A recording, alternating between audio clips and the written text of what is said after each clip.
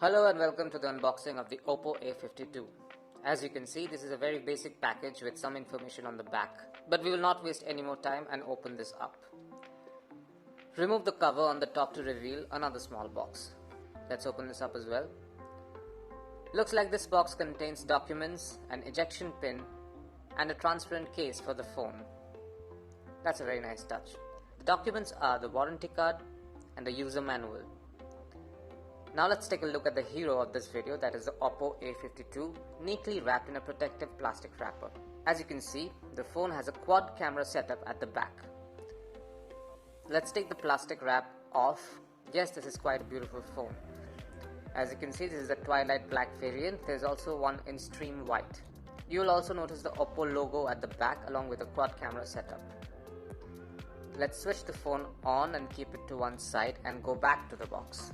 There is another cardboard lid under which we have the 18-watt fast charger for the phone along with a Type-C charging cable.